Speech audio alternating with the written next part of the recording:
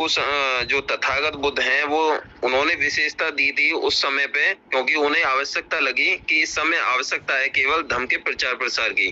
तो उन्होंने भिक्षु संघ की स्थापना की और उपासकों को जो गृहस्थ जीवन यापन कर रहे हैं उनके लिए 5 सील दिए और सीलों में चेंजिंग नहीं किया। उन्होंने उनके लिए भी सील रखा और उनके लिए भी सील रखा, बस नियम उन्होंने बढ़ा दिए और वहां घटा दिए। तो यदि उन्हें इस विषय से हट करके अगर उन्हें समय मिला होता, यानी उन्होंने इस विषय में भी सोचा होता कि उपासक संघ की स्थापना हमें करनी चाहिए, तो वो शायद करते और वहां पर भी प्रमाणना विधि का आयोजन करने के लिए वो बोलते उनसे। जी तो बहुत बहुत साधुवाद आचार्य जी। पहली बात तो ये है कि उपासक संघ का निर्माण बुद्ध नहीं कर सकते थे, पहली बात तो ये है। दूसरी बात ये है, उपासक संघ का निर्माण केवल उपासक ही कर सकते थे, लेकिन क्योंकि उपासक संघ का निर्माण नहीं हुआ, इसीलिए उनके ऊपर बुद्ध के कोई भी नियम लागू नहीं होते थे, भिक्षु संघ का कोई भी नियम लागू नहीं होता था। इसीलिए जब बौद्ध भिक्षु भारत में नहीं रहे, उनके अभाव में जब संस्कारकर्ता नहीं रहे, तो जब संस्कार कराने की उनको आवश्यकता महसूस हुई, क्योंकि संस्कारित लोग थे, संस्कार के बिना जो ना गृह प्रवेश करेंगे, ना विवाह करेंगे, ना मृत्यु संस्कार करेंगे, कुछ नहीं करेंगे। तो इसीलिए जब ब्राह्मण ने उनको ऑफ़र किया तो आसानी से जो है उन्हीं बौद्धों के घर में वह ब्राह्मण जो है घुस गया और ब्राह्मण अपने धर्म को लेके घुसा, ब्राह्मण धर्म को। इस तरह से इतना विशाल साम्राज्य, बौद्ध साम्राज्य कितनी आसानी से नष्ट हो गया, आज हम उसकी हालत देख रहे हैं। तो उपासक संघ का होना तो आवश्यक था। यदि उपासक संघ होता तो वह केवल और केवल बुद्ध के बताए हुए मार्ग पर चलने के लिए बाध्य होता। यदि उपासक संघ होता तो उसके अपने नियम होते। अगर उपासक संघ होता तो ब्राह्मण की हमारे घरों में एंट्री नहीं होती।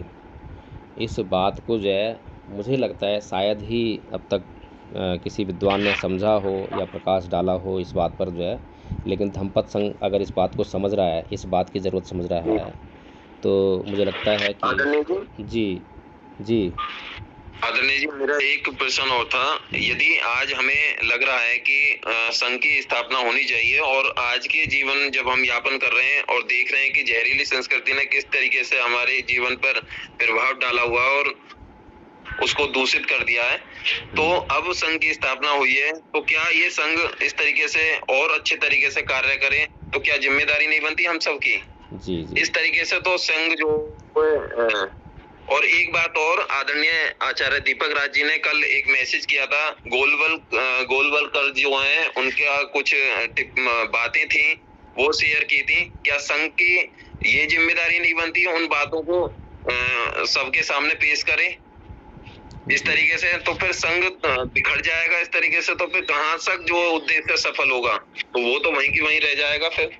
जी आपकी चिंता जो है बहुत उचित है। संघ उस पर चर्चा कर रहा है। आदरणीय प्राचार्य राम बहादुर जी, आपका हैंड रेज़ है, बताएं। जी बहुत बहुत साधुवाद, आभार, धन्यवाद आपका।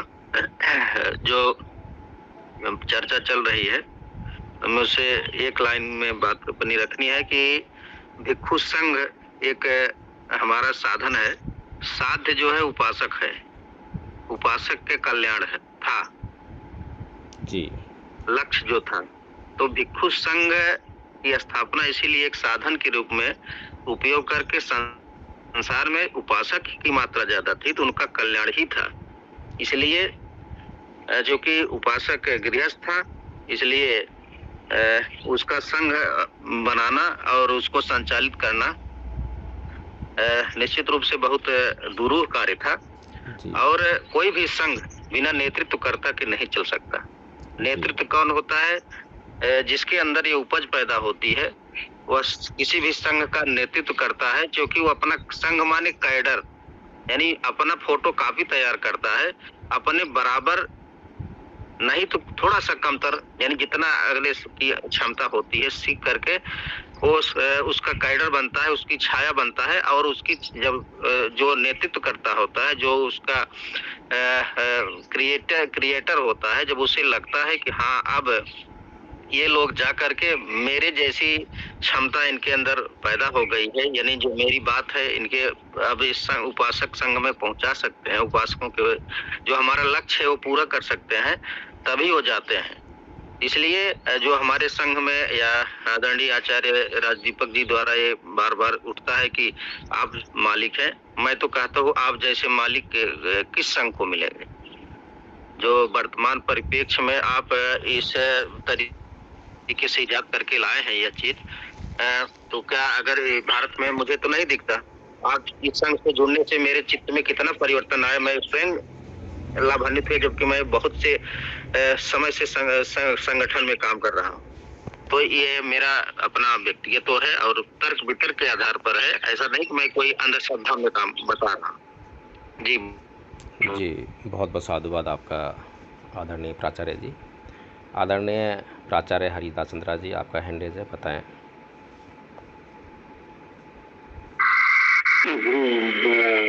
मेरा जो बात था वो कुछ तो प्राचार्य जी ने कह दिया है कि जो संघ होता है, जो निर्माण करता है, सोच समझ के करता है।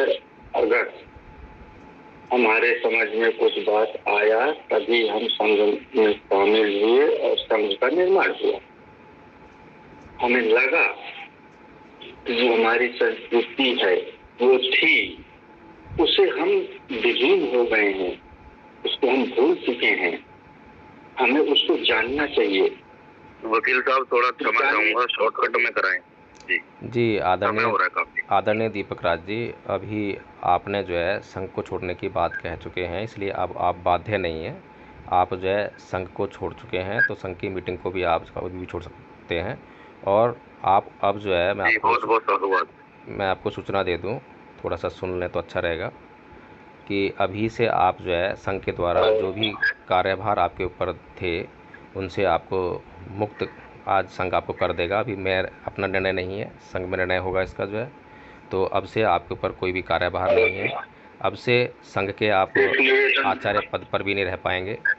जो भी कुछ संघ से आपने सीखा है उसका आप व्यक्तिगत रूप से इस्तेमाल करें, लाभ करें और आपका कल्याण हो। संघ आपके लिए यही कामना करता है और आपके भविष्य में जो है आप सुख शांति और समृद्धि को प्राप्त हों। संघ हमेशा आपके लिए यही कामना करता है। बहुत बहुत साधुवाद आपका। आप जो है मीटिंग छोड़ सकते हैं।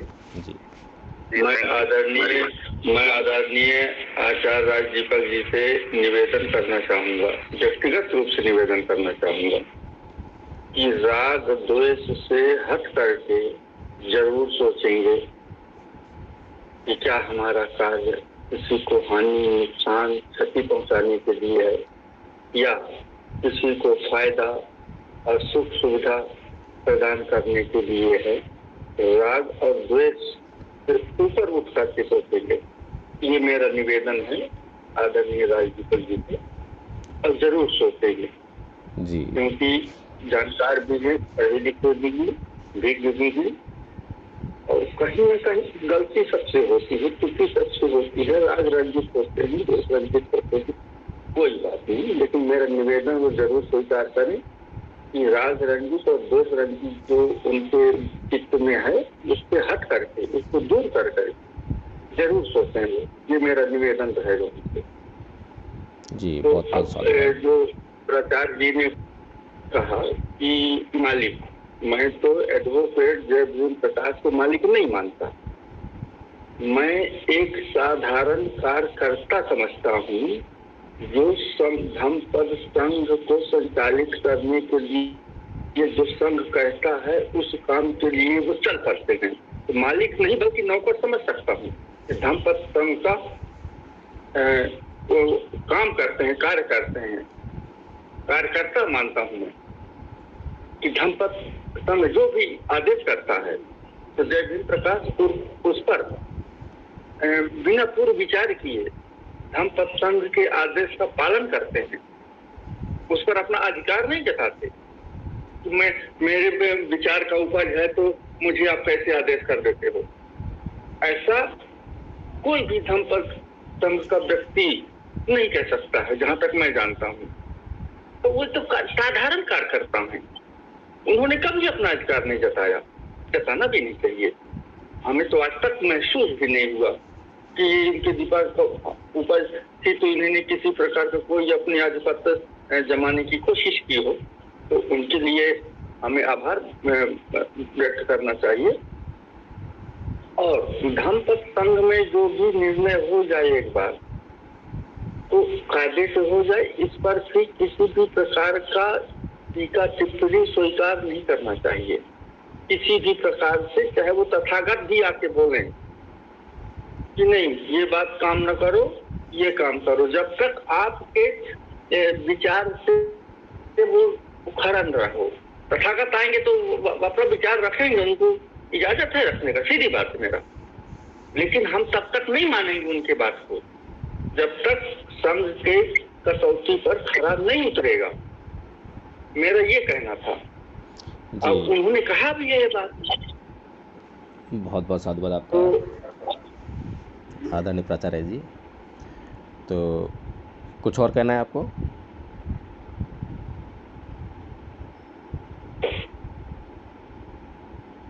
जी, आदरणीय आचार्य प्रवेश जी, आपका हैंड रेज है, बताएं क्या कहना है आपको? जी, अभी जो निर्णय हुआ है दीपक राज जी के उसमें कि जो है संघ को छोड़ सकते हैं, अभी इस पे सभी आचार्यों की तो सहमति नहीं हुई थी। जी, आपको कुछ कहना है इस बारे में? जी, मैं इतना ही पूछ रहा हूँ, बस कहना तो नहीं है, क्योंकि अगर सभी संघ से सहमति ली जाती तो उसको छोड़ने के लिए उठाया जाता। आचार्य प्रवेश जी की क्या उन्होंने खुद ही इच्छा प्रकट नहीं की है कि मैं संघ में रहना चाहता? नहीं, उसका तो पर्सन वो तो पहले हो चुका था ना, उसमें तो आप ही ने पूछा था कि क्या आप संघ को छोड़ना चाहते हैं, उन्होंने कहा मैं छोड़ दूंगा। वो तो आपका और उनका सम्मान। क्या जिस क्षण किसी भी संघ सदस्य ने यह निर्णय लिया कि मैं संघ को छोड़ना चाहता हूँ, क्या उस समय के बाद उसका संघ में बना रहना कुछ उचित है?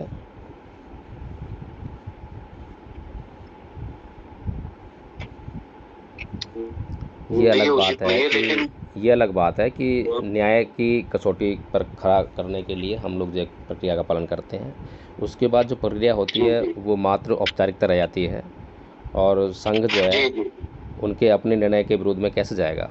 यदि किसी सदस्य की इच्छा ही नहीं है कोई काम करने की, संघ कैसे काम करवाएगा उनसे? तो इसलिए जो है इसका तो निपटारा हो ही चुका है। जी, बहुत बहुत साधुवाद। आदरणीय आचार्य योगेंद्र जी, आपका हैंड रेज है, बताएं क्या कहना चाहते हैं, और थोड़ा शॉर्ट में कर दें, थोड़ा सा मीटिंग को कंक्लूड करना है। जी, मैं आदरणीय प्रवेश जी की बात पे ही कह रहा था कि आदरणीय आचार्य दीपक राज जी बहुत सीनियर उपासक हैं और वो काफी लंबे समय से संघ में जुड़े थे। संघ की बातों को, उनके उद्देश्यों को वो अभी तक जो है, मुझे लगता है जिस तरीके से उनका आचरण होना चाहिए था वो नहीं था। आज उत्तेजना थी उस। बहुत बहुत साधुवाद। तो अब हम अगले विषय की तरफ बढ़ते हैं। आदरणीय आचार्य योगेंद्र जी, आप अगला विषय प्रस्तुत करें।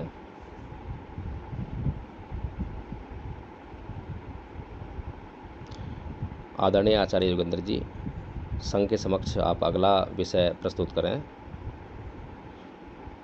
आदरणीय प्राचार्य राम बहादुर जी, आपका हैंड रेज हुआ है, बताएं। जी, बहुत बहुत साधुवाद, आभार। तो अब जो आदरणीय आचार्य राज दीपक जी से संबंधित प्रश्न है, उनके अनुपस्थिति में उसको मैं समझता हूँ उसको डिलीट माना जाए। मुझे लगता है, ये मेरा अपना विचार है, कि जो भी विषय उनके द्वारा प्रस्तुत किए गए हैं उस पर संघ को एक बार विचार कर लेना चाहिए। हो सकता है कि कुछ ऐसे प्रश्न या ऐसे विषय हों जो संघ के कल्याण के लिए हों, तो इसलिए हमें ऐसे ही नहीं छोड़ देना चाहिए, चर्चा अवश्य कर लेनी चाहिए। जी, आदरणीय आचार्य अरुण जी, बताएं, आपका हैंड रेज है। जी, मैं आपके विचार के साथ हूँ, क्योंकि उन पर चर्चा होगी तो स्वतः ही जिनके भी मन में विचार आए होंगे उनका निस्तारण हो जाएगा। जी जी, बहुत बहुत साधुवाद। आचार्य योगेंद्र जी, क्या आप मौजूद हैं? जी आदरणीय जी, अगला विषय उपस्थित करें।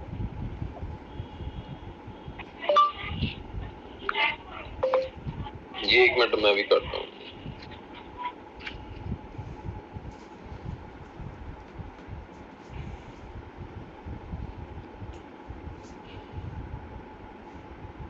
ये अगला विषय था जो उनकी तरफ से 4 प्रश्न थे जो संघ का रजिस्ट्रेशन नहीं होता। जी पहला प्रश्न ले लें अभी, यदि बस केवल प्रश्न ले लें पहला कि संघ का रजिस्ट्रेशन नहीं होता। संघ के रजिस्ट्रेशन पर यदि किसी आचार्य को कोई आपत्ति हो तो हैंड रेज करें। संघ के रजिस्ट्रेशन को लेकर किसी भी आचार्य की कोई आपत्ति हो तो हैंड रेज करें।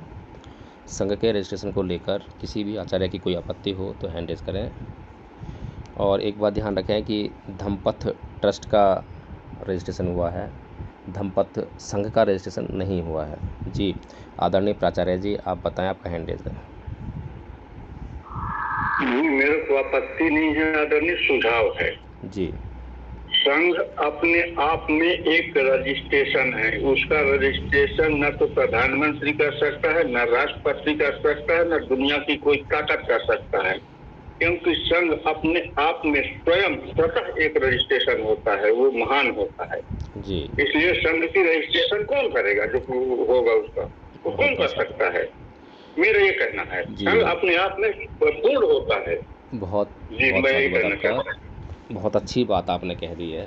ये बात तो मैं भी नहीं सोच पाया कि वास्तव में संघ का मालिक जब संघ है तो संघ का रजिस्ट्रेशन करके उसका कौन मालिक हो जाएगा।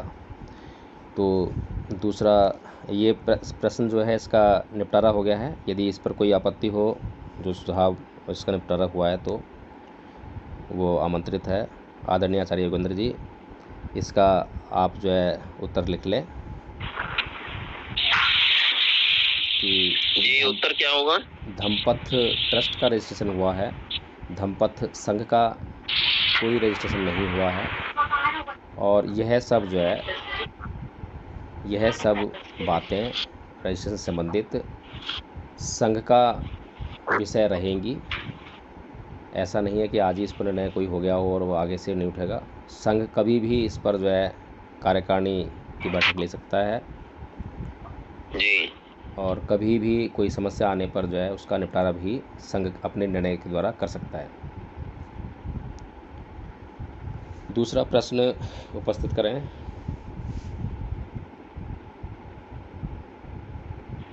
जी दूसरा प्रश्न था संघ का जो मालिक है वो उससे संबंधित था। जी तो यदि किसी को लगता है, किसी भी संघ के कार्यकारिणी सदस्य को, कि धम्मपथ संघ का कोई मालिक है तो वो हैंड रेज करें। यदि किसी को लगता है कि धम्मपथ संघ का कोई मालिक है तो कृपया हैंड रेज करें। यदि किसी भी कार्यकारिणी सदस्य को लगता है कि धम्मपथ संघ का कोई मालिक है तो कृपया हैंड रेज करें। जी किसी का कोई हैंड रेज नहीं है। इसका उत्तर रख लें कि धम्मपथ संघ का कोई मालिक नहीं है, धम्मपथ संघ स्वयं मालिक है। अतदीपो भव लिख लें इसमें जो है। अब तीसरा प्रश्न उपस्थित करें। जी तीसरा है अच्छी लगी बातें तो लंबे समय तक चलती हैं और जो बातें ठीक नहीं होती तो मीटिंग तुरंत समाप्त हो जाती है, इस तरीके से। यदि संघ कार्यकारिणी के सदस्य इस बात से सहमत हो तो अपना हैंड रेज करें। क्या यह बात सही है कि मीटिंग अच्छी लगती है तो लंबी चलती है, नहीं तो मीटिंग जल्दी समाप्त हो जाती है? यदि इस बात से कार्यकारिणी सदस्य सहमत हों तो हैंड रेज करें। यदि इस बात से कार्यकारिणी सदस्य सहमत हों तो हैंड रेज करें। जी इसका भी आप उत्तर लिख लें कि संघ इस बात से बिल्कुल भी सहमत नहीं है। चौथा प्रश्न स्पष्ट करें। ये चौथा था कि कहने से ही नियम बन जाता है। जी आदरणीय संघ निर्णय करे कि क्या ऐसा है कि एडवोकेट जय भीम प्रकाश के कहने से ही कोई नियम बन जाता है।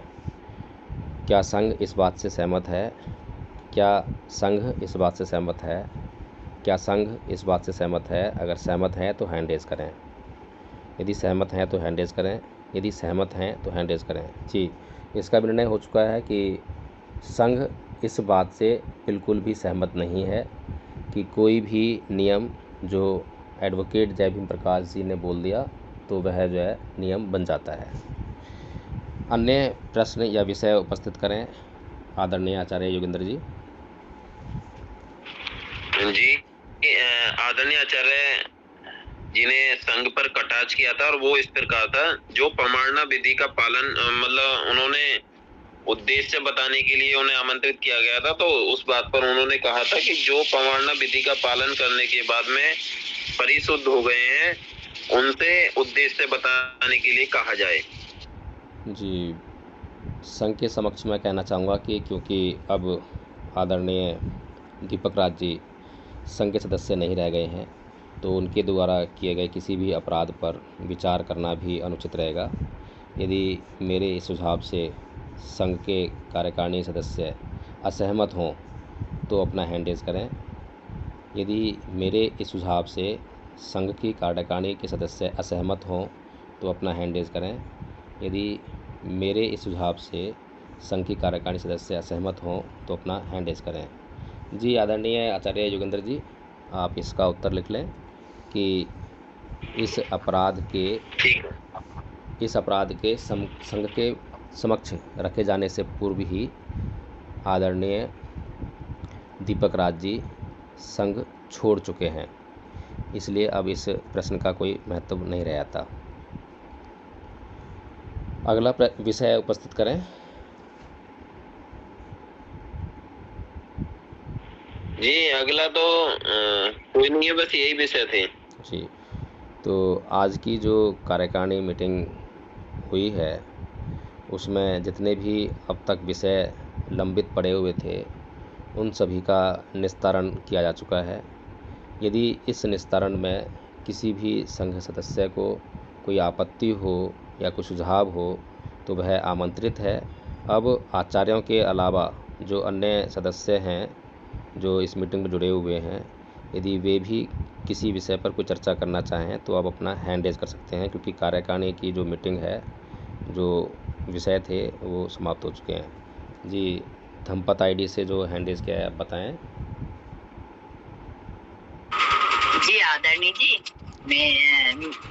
मेरा एक कहना था कि हो सकता है आप जी आवेश में आकर ये है आचार्य राज दीपक जी ने संघ छोड़ दूंगा गए, मगर अभी उन्हें आचार्य पद से वंचित किया जा रहा है। इस तरह से ये नहीं होना चाहिए, ये मेरा सोच। कुछ समय उनको देना चाहिए था। हो सकता है वो अपने आप में सही करे और फिर ज्वाइन करे, तो उन्हें ऐसा नहीं कहना था कि आचार्य से वंचित किया जाता है। ये और प्रेस्टीज में उनकी लगेगी तो फिर और जुड़ेगी कि नहीं। जी आदरणीय आचार्य सुजाता जी, संघ ने उनको संघ से नहीं निकाला है, बल्कि संघ से वह जो है स्वयं मुक्त हुए हैं। उन्होंने स्वयं संघ को छोड़ा है। और जो व्यक्ति संघ का सदस्य ही ना रह सका हो तो उसको आचार्य पद जो है कैसे दिया जा सकता है। तो इसीलिए ये निर्णय लिया गया है। आदरणीय आचार्य अरुण जी, आपका हैंड रेज़ आप बताएं। मेरा संघ के समक्ष एक सुझाव है जी, क्योंकि जो मैं समझ पा रहा हूँ वो संघ के लिए वर्तमान में मतलब वो होना चाहिए, ये निर्णय संघ करेगा जी, कि जो भी संघ में जो पैसे निकालने की जो प्रक्रिया होती है वर्तमान में अथॉरिटी आदरणीय वकील साहब के पास है। मेरा ऐसा मानना है कि उसमें 3 सदस्यों का होना अनिवार्य है, और जब तक ऐसा न होगा तो ये ऐसी बातें उठती रहेंगी कि वकील साहब ही इसके मालिक हैं, तभी स्वर में ऐसी बातें आती रहेंगी। अगर इसका फैसला मतलब संघ करे, जो नोट कर लिया जाए। क्या इसको एक विषय बनाकर अगली मीटिंग के लिए रख लें? जी बिल्कुल। आदरणीय आचार्य योगेंद्र जी, जो आदरणीय आचार्य अरुण जी ने विषय रखा है इसको नोट कर लें और अगली कार्यकारिणी मीटिंग में जो है इसका निपटारा कर लें। जी, मैं क्षमा चाहूँगा आदरणीय जी, कृपया एक बार और दोहरा दें। हाँ, विषय ये है कि धमपत ट्रस्ट का जो अकाउंट है संघ का तो अकाउंट नहीं है, ट्रस्ट का अकाउंट है। ट्रस्ट के अकाउंट के द्वारा जो है संघ की जो कार्य विधियाँ हैं वो संचालित होती हैं। तो उसका जो पैसा निकालने का जो साधन है यानी कि एटीएम कार्ड वगैरह वो मेरे पास है, यानी एडवोकेट जय भीम प्रकाश जी के पास है। तो वो किस प्रकार से उसका इस्तेमाल करेंगे इस पर जो है संघ निर्णय करे, ये विषय बना लें आप जो। तो इस पर सुझाव आपत्तियाँ सभी जो है उस दिन आमंत्रित कर ले जाएंगे। जी बहुत बहुत साधुवाद। आदरणीय प्रेम नारायण जी, आपका हैंड रेज है, आप बताएं। सर मेरा निवेदन ये है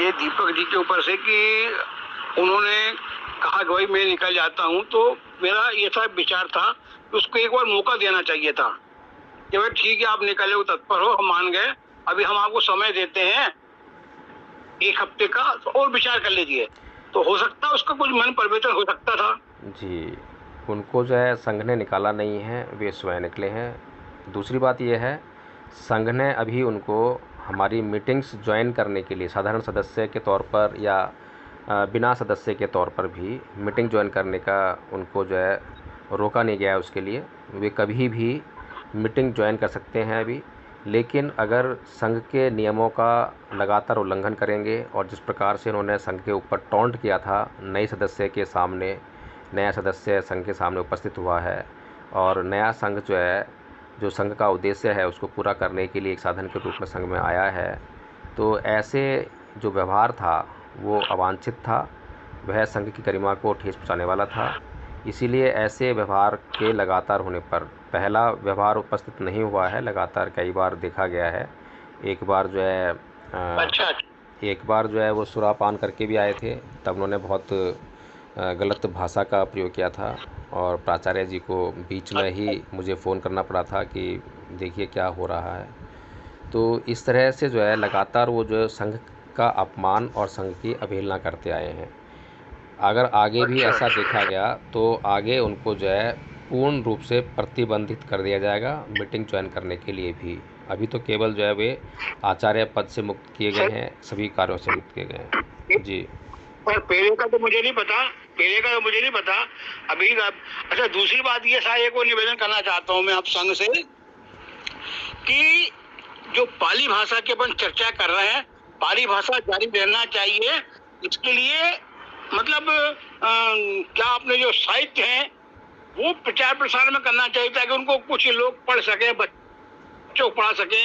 ये मेरा विचार है उसके अंदर। पाली भाषा हमारी होना चाहिए और दूसरों की भी भाषा अलग अलग है, तो हमारी पाली भाषा तथागत बुद्ध की जो है हमको अपनाना चाहिए। जी हमारे पास जो है संघ के पास एक अच्छा मौका आया था जब आदरणीय पूजनीय भिक्खु शीलानंद जी जो है संघ से जुड़े और संघ को जो है पाली का अभ्यास करवा रहे थे, अपनी देशनाएँ देते थे।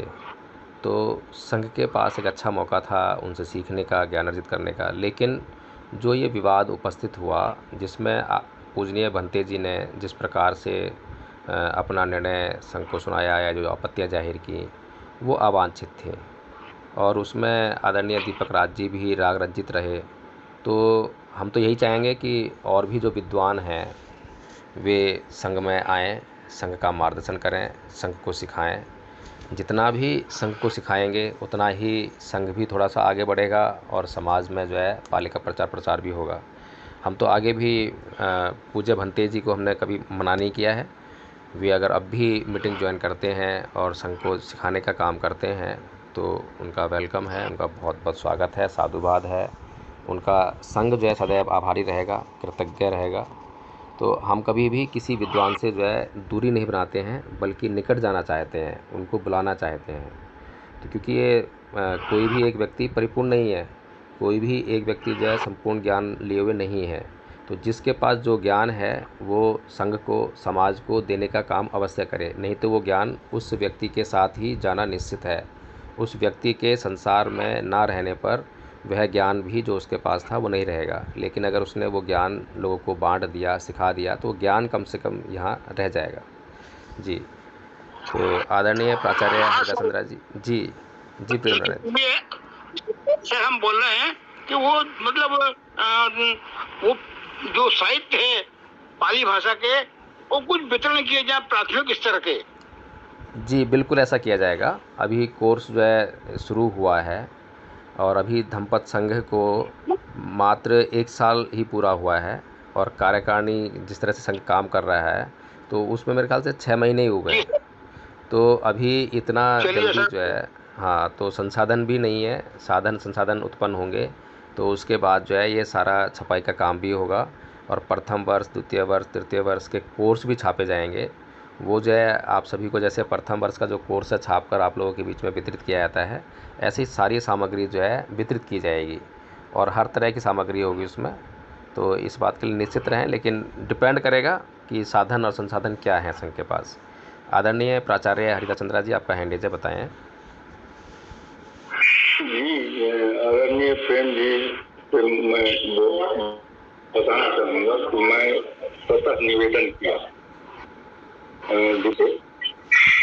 मैं निवेदन किया कि आप राग द्वेष से अलग होकर के, इससे ऊपर उठ करके जरूर विचार करेंगे। मेरा निवेदन है, संघ के सामने मैंने निवेदन किया है, तो हमने हटाया कहाँ, हमको भगाया कहाँ, हमको छोड़ने के लिए कहा कहाँ, हमने नहीं कहा, बिल्कुल नहीं, बल्कि निवेदन किया, आग्रह किया कि आप राग और द्वेष से ऊपर उठकर अलग होकर विचार जरूर करें, अवश्य जरूर करें, ये निवेदन किया है हमने। तो इनको भगवान में हटाने निकालने का तो कोई गति नहीं होता है। अगर ऐसा हम क्यों करेंगे, बिल्कुल नहीं करेंगे, करना भी नहीं चाहते हैं, संघ कभी ऐसी गलती नहीं करेगी, यही मेरा कहना था। जी बहुत बहुत साधुवाद प्राचार्य जी। और संघ के लिए संघ के निर्णय और संघ का उद्देश्य, ये दोनों बातें सर्वोपरि हैं और यदि इनके न मानने की स्थिति पैदा होती है तो संघ जो है किसी सदस्य को निष्कासित भी कर सकता है, कोई दंड भी लगा सकता है। जैसा भी संघ के चलाने में या संघ के उद्देश्य को पूरा करने के लिए उचित मालूम पड़े वैसा संघ कर सकता है, ये संघ के अपने ऊपर है। जी, तो आज के लिए कोई और विषय तो शेष नहीं है, कोई चर्चा शेष तो नहीं है। यदि किसी भी सदस्य को जो कि आचार्य ना हो, यदि वो भी आप कोई चर्चा करना चाहें तो आमंत्रित हैं। कार्यकारिणी की जो बैठक थी, जो चर्चा थी विषयों को संबंधित जो है वो संपन्न हो चुकी है। यदि किसी भी सदस्य की कोई और चर्चा करना शेष हो तो वो शेष चर्चा कर सकते हैं, आमंत्रित हैं। यदि किसी भी सदस्य को कुछ चर्चा करनी हो तो आमंत्रित है। जी आदरणीय आचार्य योगेंद्र जी, आप बताएं, आपका हैंड रेज है। जी आदरणीय जी, मेरा एक यह प्रश्न था कि आदरणीय आचार्य दीपक राज जी ने संघ के होने पर, यानी उन्होंने कहा था कि भिक्षु संघ ही केवल तथागत बुद्ध के समय था और भिक्षु संघ के अलावा कोई और संघ नहीं हो सकता। तो क्या अगर कोई उद्देश्य, यानी किसी भी व्यक्ति के माइंड में जन कल्याण के लिए कोई विषय आता है और उस उद्देश्य को पूरा करने के लिए वो नियम बनाता है या फिर कोई मतलब कार्य करता है, तो क्या किसी संघ की स्थापना किए बिना उस उद्देश्य का पाना, वहां तक पहुंच पाना संभव है? जी आदरणीय आचार्य योगेंद्र जी, उन्होंने एक बात और कही कि वर्तमान में केवल समण संघ ही एकमात्र संघ है। तो ये तो उनको ही सोचना चाहिए कि क्या जिस तरह की शैली धम्मपद संघ ने अपना रखी है अपने भीतर, क्या समण संघ ने वो शैली को अपनाया है। तो ज़्यादा कुछ उस पर टिप्पणी नहीं करना चाहूँगा मैं। जो है उन्होंने खुद ही अपने आप से जो है प्रश्न किए हैं, अपने आप से उत्तर भी दिए हैं। आदरणीय प्रेम जी, आपने हैंड रेज किया था, कुछ कहना है आपको? आदरणीय प्रेम जखोड़ी जी, जी